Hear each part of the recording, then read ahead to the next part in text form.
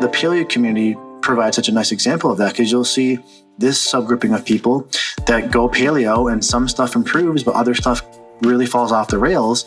And that's because not everyone does well on a really higher fiber diet. Or lower carb is another good example, especially women. They seem to be, and you probably know this, I think, more than most, that there are some women who go too low carb for too long and they kind of crash. And they're having fatigue and mood swings and hormonal issues. And ironically, if they just manipulate their macros, a lot of those symptoms go away. What is up, my friends, and welcome back to the podcast. I'm your host, Ted Ryce, health expert and coach to entrepreneurs and other high-performing professionals. Today, I have Dr. Michael Ruscio back on the show. Now, if you don't know Dr. Ruscio, he's the author of Healthy Gut, Healthy You. And what I love about him as a gut health expert is because he bases his clinical protocols not just on his experience working with people, which is important, but on randomized controlled human trials. Not what happens in a petri dish, not what happens to mice or monkeys or other animals. He uses research based on human beings, and there's an important reason for that. Petri dish information is great, so is data coming from trials on animals, but it's really about what happens to human beings. That's why I love his work. That's why if you haven't read Healthy Gut, Healthy You, it's a must read if you're interested in gut health. But today I have him on the show to share with you not only his own personal journey and how he became this gut health expert, but things that you can do today to take your gut health and your health in general to that next level. So without further ado, let's hop into this interview with Dr. Michael Ruscio.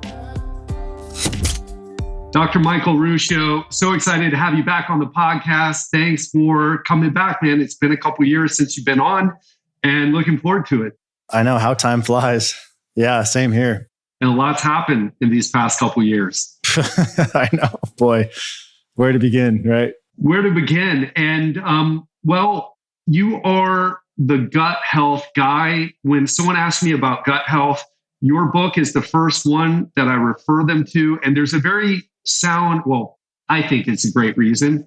And because I'm biased, and I'm biased towards using the best evidence we have, and so are you. And the best evidence we have for making calls about what to do with gut health, in addition to other things, is using randomized controlled trials. But at the same time, we've got to have people who think for themselves and can work with sound clinical reasoning to get their patients, in your case, or my clients' results, in my case. And you're that guy. So really excited to dive back in today and catch up and talk about all things gut health, immunity, inflammation, and how someone right now who is concerned about their health because of COVID, it's been such a big wake-up call for so many people, like what we can do, the best things to do so that we can all be healthier. Yeah, well, thank you. I appreciate that. And I just want to echo really quick how much I appreciate that, because, the more I am in this space and I look around at the other, people I'm in some cases feeling like I'm messaging against, I realize that to some extent, when you don't fall into the trap of just telling people what they want to hear, right? The specious arguments, the thing that sounds really appealing on the surface, but is actually underlined by pretty paltry evidence.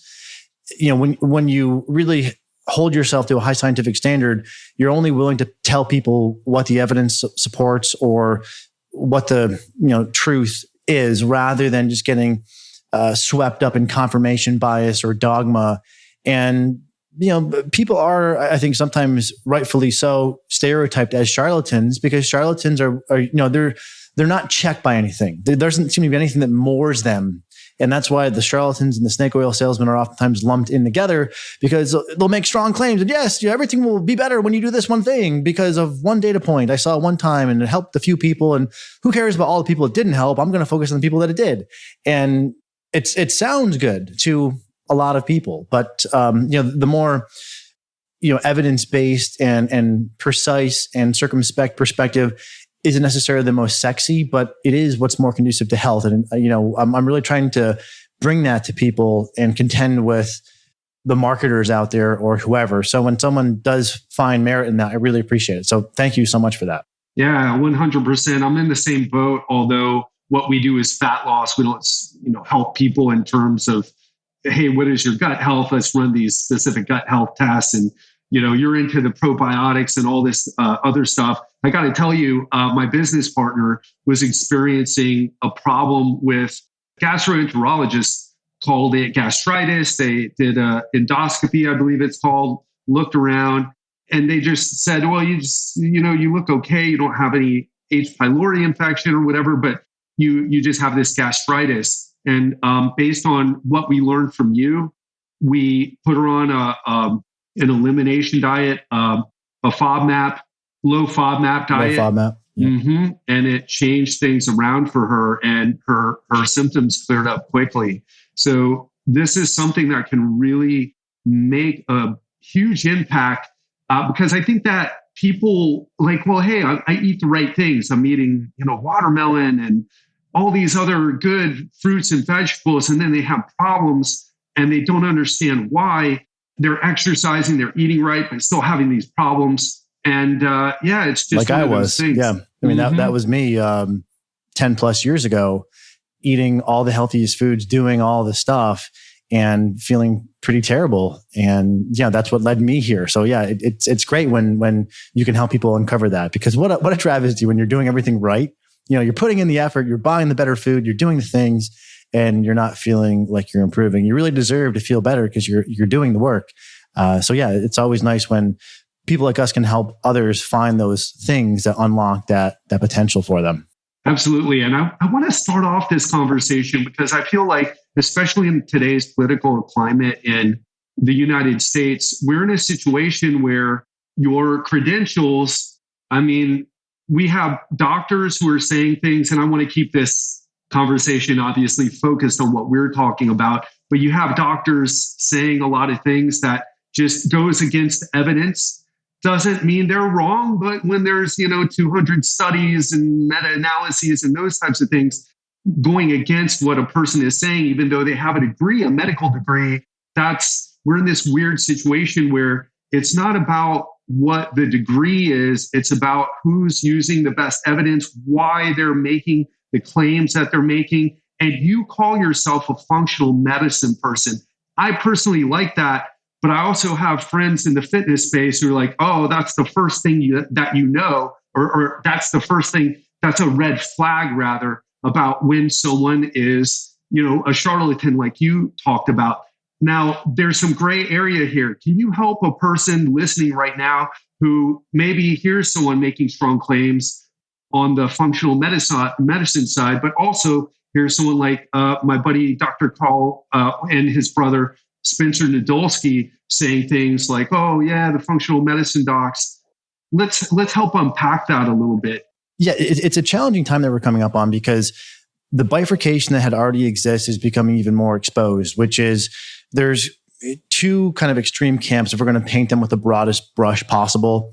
There's conventional medicine and there's alternative medicine. And there are some people who only exist and believe in and follow the dictates of either group. Right? There's the people who say, well, if your medical doctor didn't say it, doesn't matter what the evidence is, whatever the medical doctor says is gospel.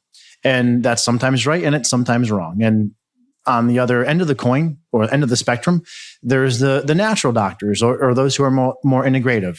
And there are some people who are anti-vaccine, anti-medicine, anti-surgery, and they want whatever the medical people are saying to follow the exact opposite of that. And those people are also sometimes wrong. And what I've observed is there's this kind of newer cohort of individuals who care less about credentialism and more about the content of someone's argument and also the demeanor through which they make their argument. So if we go to the extremes, there could be the medical doctor who says, well, natural medicine is poppycock, right? And there could be the alternative doctor who says, all medicine is a corruption by, the Illuminati to make you sick and make you sterile. And it's like, okay, both of those are very extreme statements. And you can tell that person just by reading how they say what they say, likely is not entertaining any nuance in their thinking. So I think the best antidote to this is really not credentialism, but it's rather looking at the merit of someone's arguments and the erudition through which they make their argument. Do they seem dispassionate, measured? Will they say things where the statement will say, well, there's some data supporting this, but then there's also some data refuting this. And they kind of acknowledge, and you can see in their thought process, they're honestly interrogating the evidence base and looking to tease out what the trend line is. And, to the Spencer Nadolsky brothers who are on the conventional side, they're probably saying a lot of things that are right and some things that are wrong. And I'm probably saying, I hope, a lot of things that are right, but some things that are wrong. But I think what's more important rather than comparing credentials is the content of their argument and the way the argument is delivered. And that's how I think you find the people who have the most truthful argument, because you will find people with excellent credentials who are biased. And there's so much information now that they even have more of a chance to be amenable to bias. And I do think that as education level increases, bias probably decreases. But there are some shining examples of that being violated. And if you don't mind me just sharing one quick story, because I tend to follow more on the side of, those who have committed themselves to study of a body of work typically have what Ray Dalio would call believability weighted decision making, meaning those people know more about a field, so we should weight our believability toward them because of all the study they've done in that field. But there was this expose on probiotics by 60 Minutes about a year ago, maybe 2 years ago now. And I believe her name was Patricia Hibbard. She was a professor of infectious disease, medical doctor at some major medical university. And this, for me, was a pretty cathartic moment because I really saw how incorrect an expert could be. Now, this person was an expert in infectious disease, and it's also possible that their knowledge of probiotic literature was fairly minimal. Just because you study infectious disease does not mean you're reading most of the clinical trials and meta-analyses on probiotics. But when the host of 60 Minutes asked her, is there any evidence showing that probiotics can help with IBS, irritable bowel syndrome? She looks point blank and says, no. No nuance, right? No discussion, no acknowledging the position papers by the American Journal of Gastroenterology finding merit, the numbers of meta-analyses finding benefit, the numbers and numbers of clinical trials finding benefit. Now, sure, there's some holes you could poke and you could say, well, there's not total consensus in terms of what's the best dose or what's the best product. Okay, right? But, so you could poke that hole, but that is no way the same as saying there is no evidence. When you're talking about hundreds of clinical trials and handfuls of meta-analyses that are generally concluding benefit for people with IBS from using a inexpensive and safe treatment that also has other side benefits, then that's really misleading people. And that was a shining example to me of how people who are in a position of authority may rest on their laurels. And I really find that kind of scientifically and medically odious that someone would kind of use your trust in them and kind of use that as a veil behind which to hide the fact that they haven't put in the time reading a body of evidence and give a bad answer. I think if someone says, I don't know, you have a lot of my respect. If they give you a BS answer, you lose most of my respect instantaneously. And we wrote a response article. If anyone wanted to look that up, they looked up my name, Probiotic in 60 Minutes, they could probably find it. And we just make the evidence case. Here's Hibbard's statement. Here's all the evidence that contradicts her statement. Meta-analysis, clinical trial. So that's just one example of where credentialism can fail us. Again, I don't think it always does. And the trend line probably falls toward the direction of credentialism being more right than it is wrong. But I don't think it's 100%. And so because of that, people should make how they judge arguments based upon the content of the argument. And if they're not sure about the content, because they have a hard time with the science and judging it, then look at the tone through which they make their argument. Well said, Michael. And just to throw another follow-up example there, because that one's a really important one that you made, where someone just didn't know. They didn't say, well, let's talk about the studies that were done, and this came and showed this, but this other study, they didn't talk about the different findings and the studies that were done. There was just no. It was very absolute, and the evidence is not absolute. So there's very big dissonance there. Yeah. Well said. And then there's some situations where we can't always rely on trials, unfortunately. An example of that would be I help a lot of people with back pain.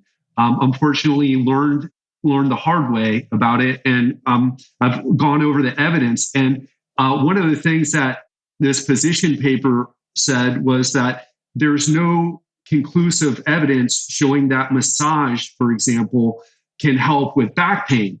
And man, I have a disc herniation. It's been a long journey trying to deal with it. And certainly some massages help because there are different types of massages. There's different levels with the practitioners, and how to tease all that out and just say something like that with a study. We can't always expect studies to answer those things. Now, maybe they will, but maybe not in our lifetime, or you know what I mean? So we need people, like you said, not just to weigh the evidence and to get in that gray area and work through the nuance, but we need people to be results focused. And hopefully the people doing that as well. I mean, I try to be cognizant of the placebo effect and things, but that's another thing. I don't want to turn this into a discussion all about evidence and, credentialism, but it's like, well, maybe it's okay to be aware of the placebo effect, but how do we even use that to help people? It's a question that is worth asking and learning. And I think I mean, go for it. two quick responses. I think the placebo effect that can be harnessed in some simple ways, just by having a positive outlook and kind of prognostic conversations with the patient, meaning, we think you're going to do well, framing things positively, not doing it in a crazy way, like your cancer will be gone in 2 weeks. Yay. Like that's way too far. But having a positive outlook as opposed to, and this is something that I heavily criticize my field for, we've got to do all these tests, and then we do all these tests, and here's 17 things that are wrong with you. Most, by the way, are absolute BS, and they haven't been validated because I would argue over half the tests used in functional medicine have not gone through the requisite scientific validation to substantiate their use, but they'll still show positive, high, low, and patients will internalize that, and doctors will leverage that and say, "Ooh, you have this thing and that SNP and this polymorphism, and this is low and that is high." And that's a negative placebo effect or nocebo effect. So that's an example of where, inverse placebo is used the wrong way, and we can use it the right way by having a positive expectation and a positive framing for our patients. And then to your earlier point, there are definitely areas where there's not ample evidence to disprove something. So I think it was Chris Kresser who I heard say this a few years ago, which was lack of proof does not mean disproof. Now, with probiotic research, there's a lot of proof, right? And so I think it's a different animal. But as it pertains to massage for back pain, I don't know the body of literature there, but it's possible that there could be a paucity of studies. And so the only conclusion that they could come to was there's a lack of data substantiating massage. But if you're talking about 4 very, very small randomized control trials where different forms of massage was used in each study, then you may be able to accurately conclude there's no evidence supporting massage, but there's not really enough evidence to disprove massage. And that's what I think is sometimes, left out of some of the conclusions. Again, if you're one of the skeptics and you want to kind of dismiss everything. And that's why I think looking for someone who has a tone where they're curious and open-minded on the one hand, but also they want to filter out unproven therapies on the other. And that it's a needle to thread, but that's what I think all people want. We're going to hunt for whatever we can do to make you feel better. And we're also going to be careful not to get swept up into placebo or, shenanigans or whatever. Yeah. Again, great point. And let's get into that a little bit because people who listen to this show like that approach, right? They're looking for really what we're talking about here when we're talking about a nuanced approach is really what is the best approach? How do we get the best results so that we're not wasting time with things that just don't stand on a solid bed of evidence? Let's talk a bit about gut health, inflammation. I know this could be like a whole, year course, so we'll have to narrow it down. But what do people need to know about the gut health thing? I mean, we're sanitizing ourselves, sanitizing everything. That was something that you wrote about in your book. Now, that was pre-COVID, by the way. Now we're just spraying everything with these antimicrobials. What do we need to know about this current environment that we're in, the health of our gut, inflammation, and really what so many people are concerned about is their immune system? Sure. Well, I mean, there's many directions and points we could build upon there. There is evidence, not for COVID, but there are a number of trials that have found that probiotics reduce the incidence and severity of upper respiratory tract infections. And I believe recently it was a clinical trial that showed reduced severity of COVID when using probiotics. Now, just to clarify, is that going to be enough to take a high risk individual who's unvaccinated and allow them to have a good outcome? Probably not, right? But is it one thing that can be a number of things that we can use together to improve the health of the host and give you the best outcome possible? Yes. And I think it's important to make that clarification. As it pertains to COVID directly, I don't know that there are any gut-centric therapeutics that have a lot of promise there. I would say they're all kind of adjunctive, meaning we would do these things irrespective of COVID because we want to have better energy, better sleep, healthier looking skin, clearer cognition. But there is some evidence that you will see a reduction in the incidence and severity of certain types of infections when using probiotics. So again, not a standalone therapy. You shouldn't take a double dose of probiotics and think that you can go out into a COVID-laden environment if you're a high-risk person who's unvaccinated and you're going to be okay. But it is something that may be helpful. It's just the degree of health that I think we have to be careful to clarify. Yeah, and I just want to ask this since you brought it up. So a lot of people with the vaccination thing, so you are in support of vaccination based on the evidence that you've seen? Well, I'm really probably not the person to answer this question because I think for someone to give a qualified answer, they should have really gone through a fairly robust review of the evidence. I have a few thought leaders who I follow on, different parts of the spectrum, if you will. And the consensus I've been able to spackle together is the pro-con analysis is pretty heavily favored in the direction of getting the vaccine, meaning there's much more to gain than there is potential harm from having the vaccine. But that's someone who, this is not my area of focus. And so there may be things that I'm missing, but from the people, again, who I follow, who are going through the evidence and kind of weighing it, that's the consensus that I've come away with. Yeah. Thanks for being willing to answer that. I know it's like, oh man, really? You're going to ask me this question? I don't want to, but since you brought it up a couple of times, someone asked me the other day, and I'm certainly, less qualified to talk about it than you are in terms of like most of what I learn about these days is psychology, habit change, and neuroscience of habit creation. And, it's like, that's what I'm learning about. I'm so far away from, what's the immune response and the incidence of side effects for vaccination. It's just not something, but thanks for, I'm in the same boat, but I definitely appreciate people's, concerns about it as well. I'm not one of those people who, it's so obvious. It's like, I think there's a lot of distrust in this environment, which goes back to the first part of our conversation. It's like, man, who do we trust? The credentialism and then people saying things with great credentials, but going against the body evidence, weird times. So let's get back into the gut health thing. So there's certain things that you said that, first of all, if you haven't read Dr. Ruscio's book, you got to read it because it's the standalone.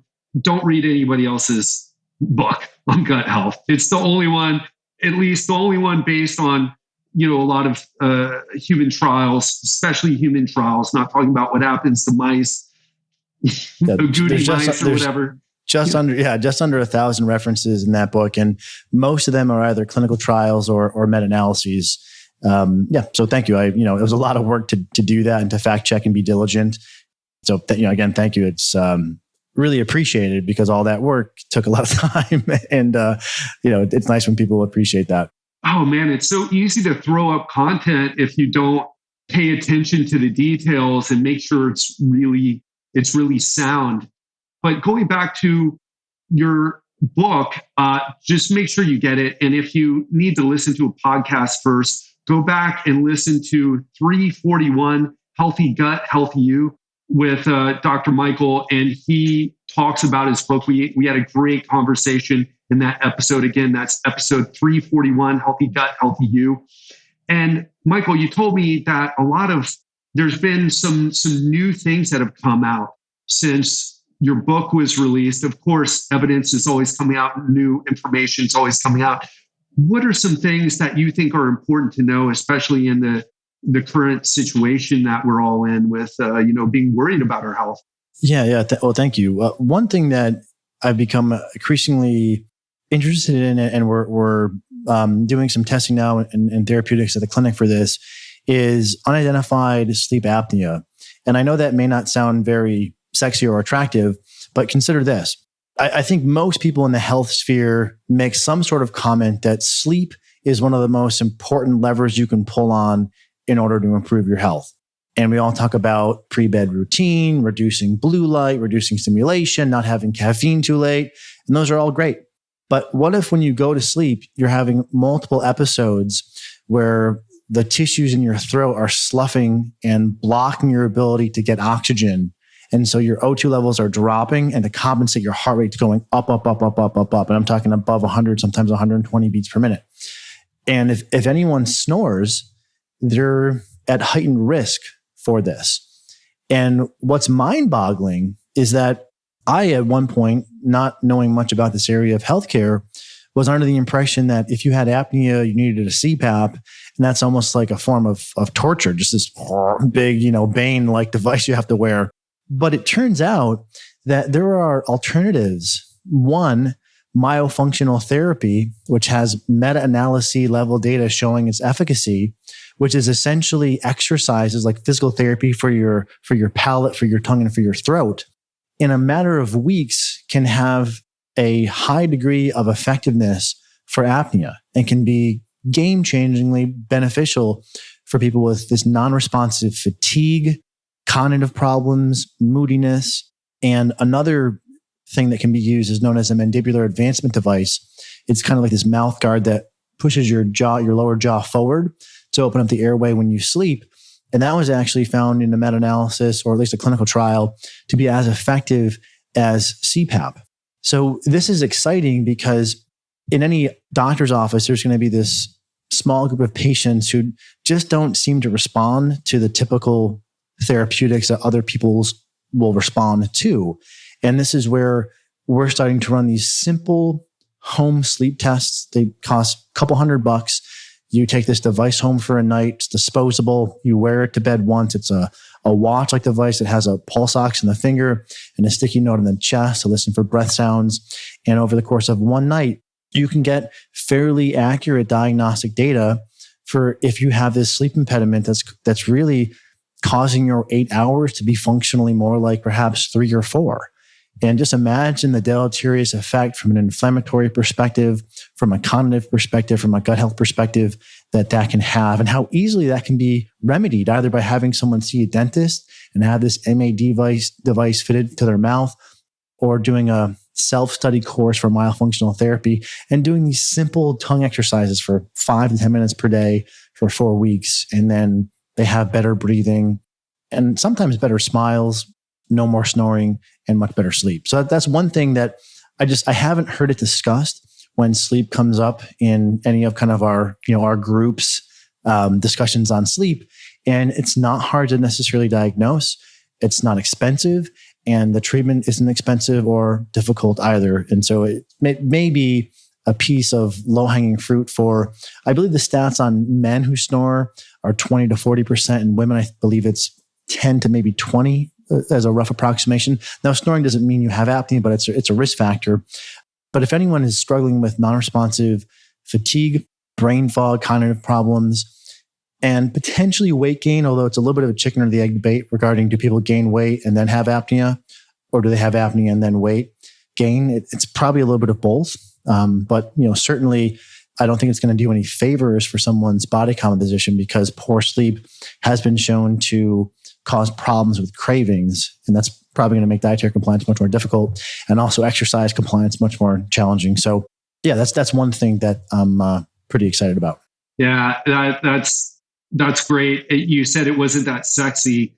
As soon as someone mentions something sexy, infrared light on the genitals, for example, it's just like, really, man, like it's testosterone boosting miracle. Yeah. Yeah, exactly. It's not that, I'm against those things, but what you start to realize when I'd be happy to hear your perspective on this, but when you work with clients, you got to look at what you mentioned, the lowest hanging fruit. What are the big foundational principles that we can use here that are going to shift someone's health in the positive direction? And probably, 20 minutes of riding on a bike, a stationary bike, probably going to do a lot better than, infrared light on whatever area of your body. And so it's great to hear that. And if you're a person who's struggling with sleep apnea, I actually had a client not too long ago who was, this is worth looking into. I've never heard that either. So that's great to know that there are these other alternative therapies that are available. Is this coming out? Are you working on a book or something? Where would people get this information? Well, it actually started because I started tracking my sleep with an Oura ring, and I noticed that I was always, my sleep score specifically was always kind of a high C, low B, meaning like 76 to 82, which was okay. But with all the stuff I do and being kind of an overachiever, I wanted to get, a 90 or above. And at the same time, we're always looking for people on the podcast. So we had a guest on the podcast about airway development. And there's this kind of this move within orthodontics and dentistry that's really calling out that these braces that kind of pull the teeth backwards are setting kids up for apnea later in life. And they call it oral airway friendly dentistry and orthodonty that will expand the teeth to make room for a full arch rather than maybe pulling a tooth out and then pulling everything back in like braces and headgear do. And so that got me thinking, well, I had braces, I had headgear. Let me go see a oral airway friendly dentist and see, what they think. And this led me down, this kind of rabbit hole of some good advice and some bad advice. But I picked up a number of things that were kind of the simple low hanging fruit, because even in this realm, there's the heretics that were like, well, you're going to need this surgery because, this anatomical finding is abnormal. And oh my God, and okay, like I learned there's kind of heresy everywhere, but I also learned, watch Pat One home sleep test, fairly accurate, costs $200-ish. You wear it one night and it gives you some evidence in terms of does this person potentially have apnea? And, studied more and found that myofunctional therapy, 5-10 minutes per day, can resolve apnea in a number of weeks, as can something like playing a woodwind instrument. And when we loop that together with, one of the main symptoms is chronic fatigue and brain fog, and said, we have some patients in the clinic that respond so wonderfully to gut health therapies for their fatigue and their brain fog, but a small subset who don't.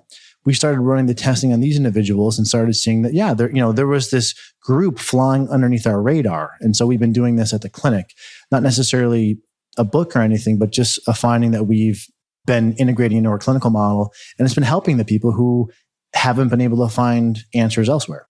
Right. And if you do want to check out Dr. Ruscio's clinic, go to ruscioinstitute.com. That's RUSCIO institute.com. And if you're interested in perhaps doing a consultation or working with him or his group of 5 other doctors, if you're struggling with something, don't try to do this stuff on your own is what I would tell you. Find the best people to work with, hire them. You're going to learn a lot more. You're going to get specific feedback to you and what you're dealing with, not what might be good for you or might have helped someone else with a completely different story. When people have the experience and have seen situations or circumstances like you're in, it just makes a world of difference when it comes to getting the results that you want. It really does. I'm very meticulous about, we have an entire intake process and we gather data, a lot of data about the individual. And all of that data is used to help us navigate the clinical model, right? Where every question we ask is either ruling in or ruling out, apnea, a gut issue, a thyroid issue. And what I think really sets us apart from other clinics is that many clinics will say, and I think this is something that people should be aware of. If your doctor tells you we need testing to figure out what's wrong with you, I think that's a pretty bad sign because again, a lot of the testing is not accurate. Now, sure, there are some tests that are accurate, but unfortunately what I think's happened in the functional medicine model, to some of the critics of functional medicine's point is that the lab companies and supplement companies have become very influential in the educational model in functional medicine. And so what you see is this routine $3,000, $4,000, $5,000 of lab testing and all this promise that, we can help you if we just have the tests. And I fell into this earlier in my career, but it never felt quite right to me. And as I fact checked various tests, I came to find micronutrient testing, not helpful, not validated. Many of the functional medicine values for diagnosing hypothyroidism, complete BS, no evidence for those. And adrenal testing, same sort of thing. And so we're throwing all these things out of our model and we're replacing them with, okay, what are simple symptomatic presentations and simple validated tests that can be used to indicate there could be a problem? And, this is all part of why I think it's so important to work with a clinician who is experienced, because that's what you should get. What you shouldn't get is, yep, we can help you, just need to do $4,000 worth of tests, because that's really not where the healthcare system is. But if you can listen carefully and someone says, well, I went paleo, I lost some weight, but I've had diarrhea ever since. That's a bullseye for someone who may benefit from low FODMAP as one example. And if you have like 7 pages of questions like that, right, before you even see a patient and before we even see a patient at the office, we already have kind of this differential list fairly well built out with a moderate level of confidence in terms of what problems may be afflicting this person in the order of probability based upon all these questions that have been honed over time. And that's, I think it's the paradigm that we really need to go towards, which is, not this testing centric model, but rather this model that's based upon what therapeutics help what people, what simple clusters of symptoms indicate that may be going on, and what historical factors can we look to. Again, the paleo community provides such a nice example of that, because you'll see this subgrouping of people that go paleo and some stuff improves, but other stuff really falls off the rails. And that's because not everyone does well on a really higher fiber diet, or lower carb is another good example. Especially women, they seem to be, and you probably know this, I think, more than most, that there are some women who go too low carb for too long and they kind of crash and they're having fatigue and mood swings and hormonal issues. And ironically, if they just manipulate their macros, a lot of those symptoms go away. And, neither the low FODMAP diet working for someone nor the need to up their carbs shows up on testing.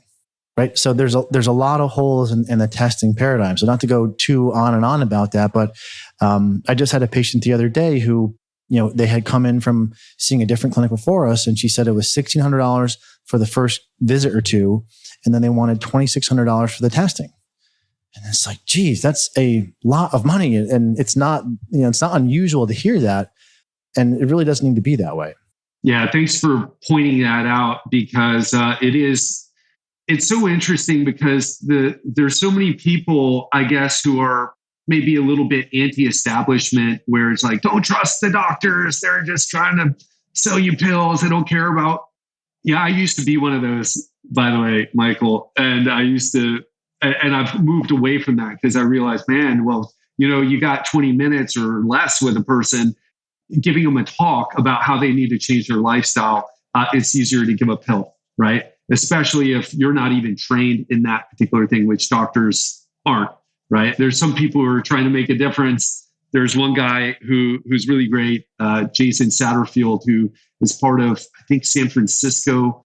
I forget what the name of the hospital there is where they train doctors, but he's trying to create a mind-body medicine model using the biopsychosocial approach. But that's not coming out. That's not your average American is not going to be getting that anytime soon. That's going to be decades away. But, people like yourself who were kind of anti-traditional medicine, they will go into the functional medicine community as people who are really motivated, willing to spend the money. But what's such a travesty is most people by far and away do not need to spend that money because most of those tests aren't validated.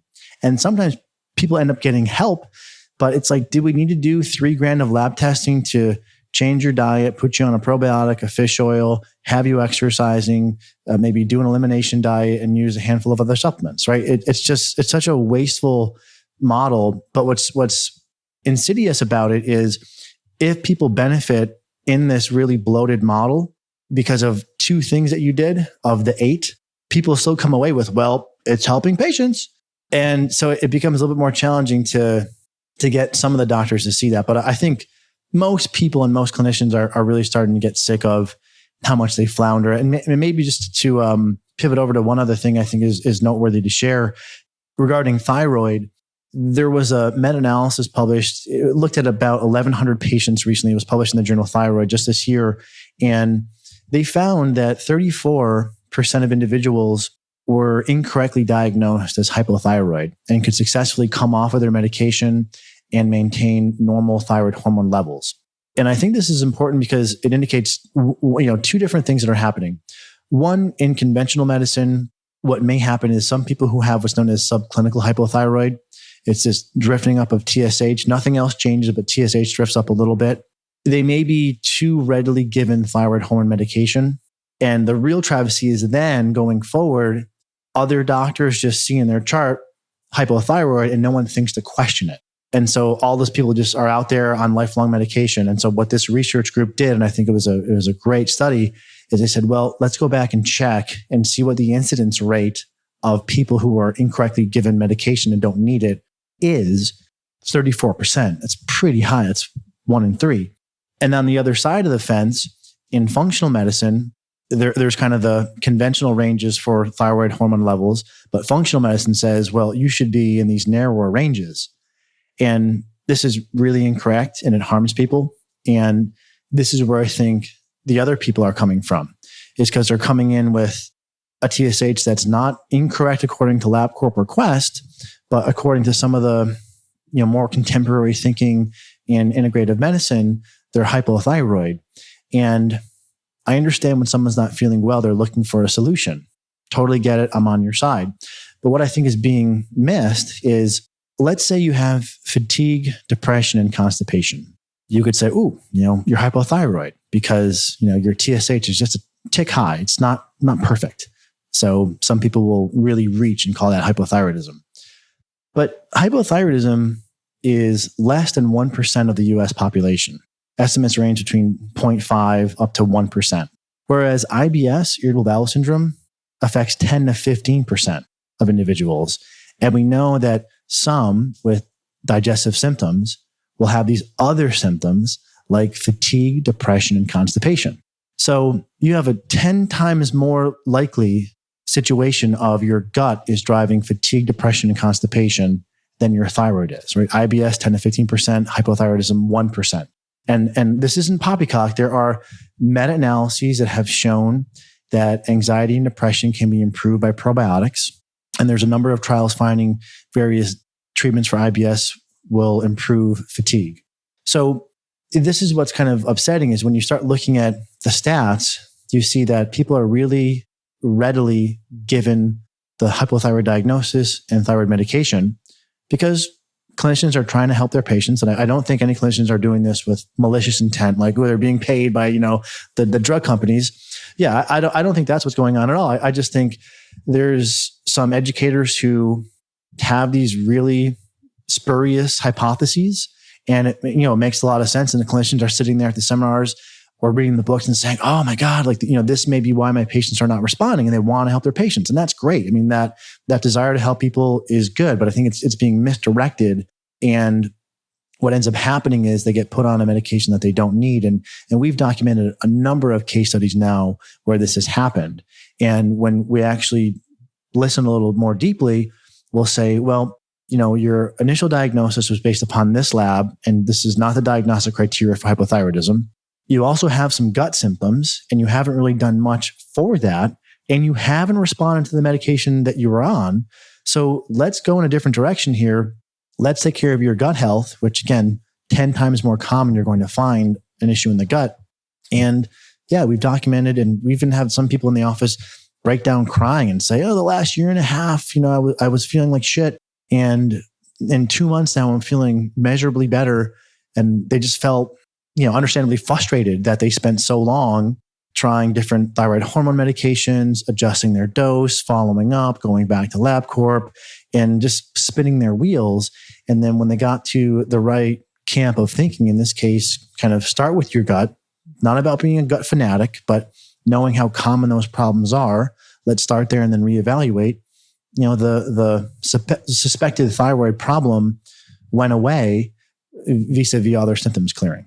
I love stories like these because there's someone listening right now who's struggling with something like that.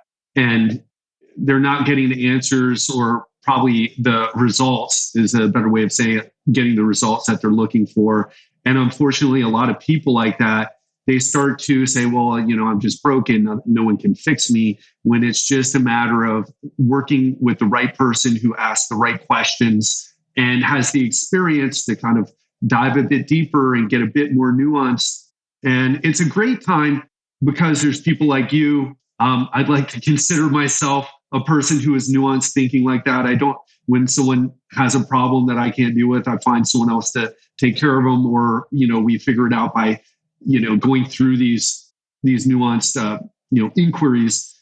But it's also a hard time because I don't know that many people who are taking the time to do this thing. They're kind of promoting, kind of a one-size-fits-all model, or like you said in your area, a lot of testing that just isn't backed up. So many things we could talk about, Michael, and I've had such a great time, man. We just got to get you back on the show because there's a couple of things I wanted to ask about with gut, and, a couple of stories about some people who talked to me and asked me some questions about the spontaneous disappearing of all these symptoms after they did like a special cleanse, a heavy metal detoxification cleanse. And I would love to have you back on and talk about some of those things. And, just to dive into this a bit further, because there's not too many people who I feel like, can shed the light that you can, not just with your due diligence that you've done with knowing about the research, but also your clinical experience. So let's make that happen again soon. Yeah, let's do it sooner rather than later. Absolutely. Yeah, we just got knocked off a bit by the vid, the Rona.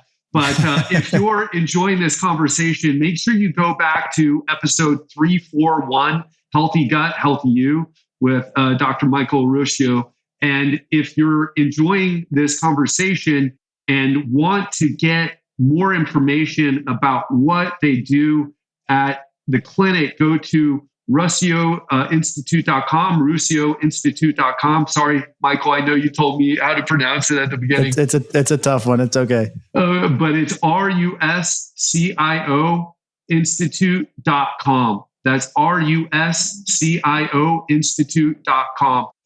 Seriously, we're very careful about the guests that we have on this show, especially in this day and age. We get pitched all the time.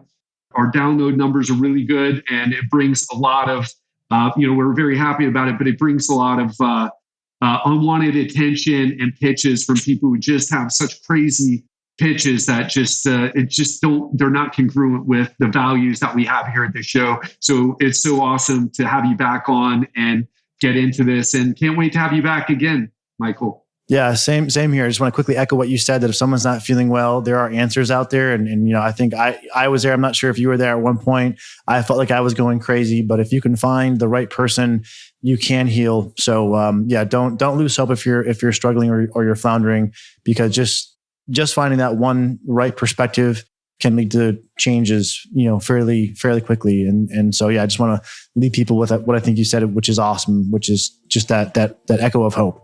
Absolutely. Thanks so much. And looking forward to the next one. Yeah, same here. Thank you. That is it for today. I hope you learned a lot about how to fix your gut to improve your overall health and performance from Dr. Michael Ruscio. Such a great conversation. Can't wait to get him back on the show. Until then, get ready for another Real Talk Friday conversation where we're going to dive into the number one struggle that my clients shared with me. What are we talking about here? Stress eating. This is so common no matter where I ask it. If I'm on Twitter, if I'm on Instagram, if on Facebook, it always comes up as the number one challenge that people vote for when I ask them, hey, what are you struggling with the most? So if you're interested on how I conquered my own stress eating and the method that I share with my clients, and certainly it'll work for you as well, tune in on Friday. Have an amazing week, and I'll speak to you then. Okay, I've got something exciting to share with you. Over the past few months, my team and I have been working hard behind the scenes to create something special for you, my listeners. If you're an executive, entrepreneur, or other high performer looking to lose 20 to 30 pounds of fat, transform your body, and to do it all without giving up your favorite foods or your social life in the process, then you're gonna wanna hear this. I've never done anything like this before, but I'm confident it's going to help you win big with your health in 2022. So if you're excited to see what I have planned to help you, go to legendarylifepodcast.com/Facebook to join my exclusive Facebook group. Again, that's legendarylifepodcast.com/Facebook. See you inside.